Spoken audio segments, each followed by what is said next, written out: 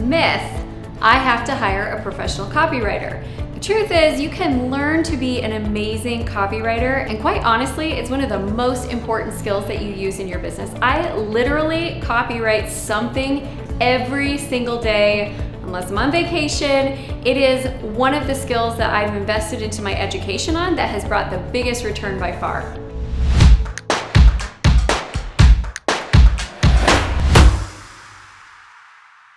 If you are new to the channel, I would love for you to subscribe and hit the bell notification so that you can get notified every time we release new content, which is 3 times a week. I'm Amy Walker, Client Acquisition Specialist, and my job is to help you find the simplest path to consistently acquiring your dream clients. Every year in my business, I study and master a new skill, and a couple years ago, I chose copywriting. And it was such an interesting experience because I felt like I was a pretty good writer to start with, and I thought, oh, this isn't gonna be that hard. Like, I love to write. I actually have written a couple of books.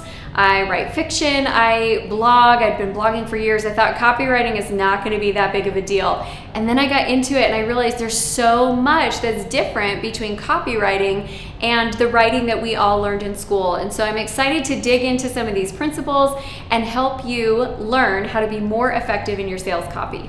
So question for you, are you interested in creating higher converting copy? If so, leave me a comment below. Think about how often you write copy. Think about all the emails that you send. Think about every social media post. Think about your website. Think about your landing pages, every flyer you put together, every announcement that you make. Basically, anytime you are communicating with potential customers or current customers or past customers and trying to promote your business in any way, shape, or form, that, my friends, is copywriting. And there are so many missed opportunities because you simply don't know the rules of copywriting. So as a small business owner, you might be spending a lot of time trying to craft the perfect message and let your clients know exactly what's important. But if you haven't structured it right, it doesn't mean it's going to convert. And that's what a lot of small business owners are doing wrong. They're writing to inform instead of writing to convert. But here's the problem, you want it to convert. That's the whole reason you put together the information. So we're gonna restructure how you look at your copy, give you some tips and strategies, and get you ready to really write sales copy. So let's talk about what copywriting is and start off there. In school, we really learned a couple different forms of writing. We learned creative writing, which is meant to inspire, entertain, and delight readers. We learned informational writing, which is meant to give a lot of information, but we didn't really study how to write to sell. And that's what we need as business owners. And so we oftentimes, when we come in as a business owner, we don't have the copywriting team that the big people have, right? Like, you look at a big brand who's doing a lot in revenue within your field, and they probably have a team of copywriters that are writing all of those catchy slogans and writing out all of those wonderful emails and the social media posts. You don't necessarily have that. And so what we do as a small business owner, we come in and we bring our skills to the table, and we use the writing formulas that we were taught in school, and they are completely wrong for sales writing. We've got to throw out what we knew before and come in with a new structure entirely. In copywriting, you are going to inform and entertain your readers, but the primary purpose is conversion, and that's what we've got to keep in the forefront of our mind. Conversion, conversion, conversion. To start off, I'm going to give you 5 principles that you should use in all of your sales copy. Number 1, you need a hook. A hook is something that's going to capture their attention and draw them in. You can ship your pants right here. You hear that? I can ship my pants for free. Wow. A lot of times in school, when we're learning to write, we kind of align our different ideas, and then we come up with the punch at the end, and that's where you put your best idea, is when you're wrapping things up. So it's this build process. Copywriting's the opposite. You want to start with the best thing you've got that's going to draw the reader in and get them to keep moving down. If you hit skip, 30,000 volts will electrify and kill Daniel Radcliffe. What? Principle number 2, in copywriting, you really want to be succinct. The fewer words, the simpler words that you can use, the better. Hello. Third, we want to cover pain points. When you're speaking to your potential customers or clients, you want to figure out what are their problems that they have and speak to that on a regular and consistent basis. Otherwise, you just kind of sound like Charlie Brown's teacher, like wah, wah, wah, and you're just talking about what you think is important, but it's not really landing with your customers. I'm James Reed, and you're procrastinating on the interweb because you hate your job. Click me. Fourth, we want to talk about outcomes a lot. It's interesting how in our businesses we have a tendency to really want to talk about features of our products and our services. This is how many appointments you get. This is what's included in your package. These are the cool features of this new software that we've developed. But the reality is your customers don't really care about that. They care about the outcomes that you're going to create for them. If I use this product, here's the outcome that will happen in my life. If I sign up for your consulting or coaching services, here's the outcome that I'm going to have in my life. They want to hear about outcomes. And number 5 is having a really strong call to action. In everything that you create, you want to have a call to action asking them to opt in, to like the video, to leave a comment, to give you a response. We want them to have something that they do that takes that conversation to the next level. You can't skip this Geico ad because it's already over. If this is helpful so far, go ahead and hit that like button. Let's go ahead and show an example of a before and after copywriting makeover so you can see how much impact these 5 simple steps are going to make in your business. I want to introduce you to Mark Hayes, who is one of my amazing clients. He has an over 30-year career in news media, and he has a business where he helps small business owners be able to get PR for their business and do it in kind of a DIY system. So this is his landing page that he sent me to review.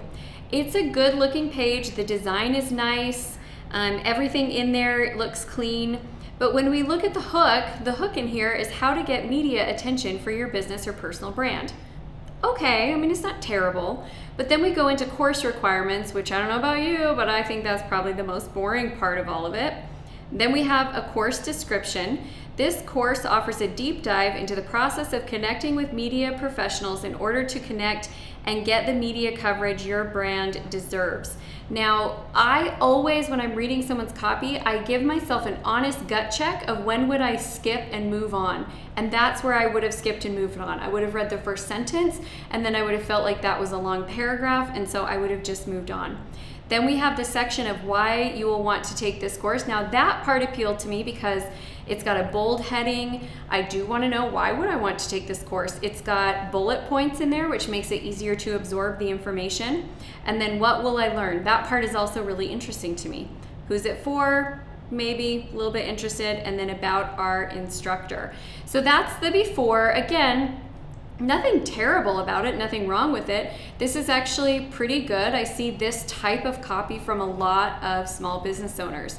So now let's go look at the rewrite that I did for Mark. First of all, we started with a more catchy hook. You don't need an expensive PR firm. Newsrooms and PR firms know these insider secrets, and now you will too.